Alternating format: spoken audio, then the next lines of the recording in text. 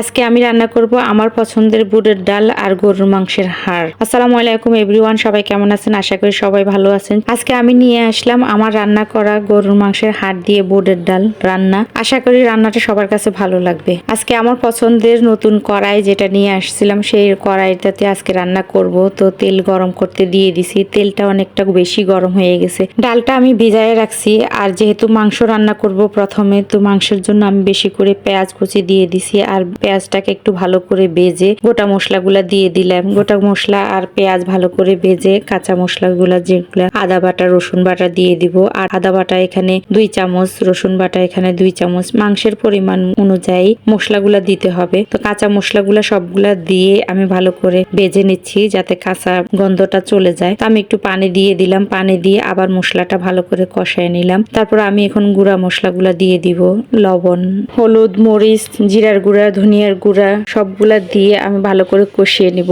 যে কোনো রান্নাতে আপনি যদি মশলাটা ভালো করে কষান, অনেকক্ষণ ধরে কষান, আপনার রান্নাটা 100% মজা হবে। কারণ হচ্ছে মশলা কষানোর উপরে রান্নাটা মজা বোঝা যায়। যত বেশি মশলা কষাবেন ততই আপনার রান্নাটা মজা হবে। মশলাগুলা ভালো করে কষানো হয়ে যাওয়ার পরে আমি কিছু কাঁচামরিচ দিয়ে দিলাম, ফাঁকা কাঁচা মিলে। তারপর এগুলোর সাথে একসাথে আবার ভালো করে কিছুক্ষণ কষিয়ে নিব যাতে পানিটা শুকিয়ে তেলটা বেশি উঠে। এই রান্নাটা আমার অনেক পছন্দের একটা রান্না। যখনই মাংস আনা হয় হাড়গুলা কিন্তু আমি আলাদা করে রেখে দিই এই রান্নাটা রান্না করার জন্য। তো আমার ভালো করে কষানো হয়ে যাওয়ার পরে আমি এখানে মাংসগুলা দিয়ে দিছি। আসলে কড়াইয়ের কারণে মাংসগুলা দিয়ে শান্তি পেলাম না, এদিক ওদিক চলে যায়। এটা একেবারে তৈলাক্ত এবং পিছলার কারণে দেখা গেছে মাংসগুলা দিয়ে ভালো করে লাড়তে পারতেছি না। এটা শুধু এদিক ওদিক পড়ে যায়, তেলগুলা চারিদিকে পড়ে যায়। আর আমার এমন ভাগ্য ভালো, আমি কড়াই এনেছি কিন্তু ঢাকনায় আনি নাই। কিন্তু আমার বাসায় এত সুন্দর একটা ঢাকনা পড়ে আছে, এটার সাথে একেবারে অ্যাডজাস্ট হয়ে গেছে ভালো মতো। মাংসটা ভালো করে কষানো হয়ে যাওয়ার পরে আমি এখানে গরম পানি দিয়ে দিলাম ঝোলের জন্য,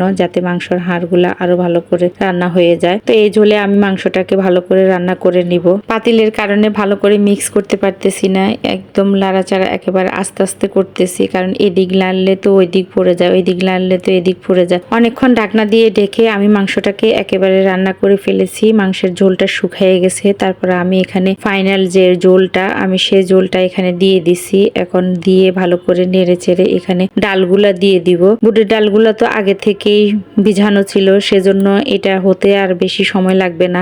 যদি কাঁচা দেওয়া হয় তখন দেখা যায় যে একটু সময় লাগে। তো সেজন্য আমি আগে থেকে এটাকে ভিজায় রাখছি, এটা ভিজে গেছে আর এখন বেশি একটা সময় লাগবে না, আমার রান্নাটা হয়ে যাবে তাড়াতাড়ি। রান্নাটা হয়ে গেছে একেবারে কমপ্লিট। যে ঝোলটা আছে এই ঝোলটা কিন্তু ডাল পরে টেনে যাবে যখন চুলাটা অফ করব। আমি যখন রান্নার ভিডিওটা দিয়েছিলাম দেখলাম যে অনেকে এই রান্নাটা অনেক পছন্দ করছে। আমি ভাবছি শুধু আমি পছন্দ করি, বেশি কেউ পছন্দ করবে না। তো আজকের ভিডিওটা এই পর্যন্ত। সবাই ভালো থাকবেন, সুস্থ থাকবেন। আল্লাহ হাফেজ।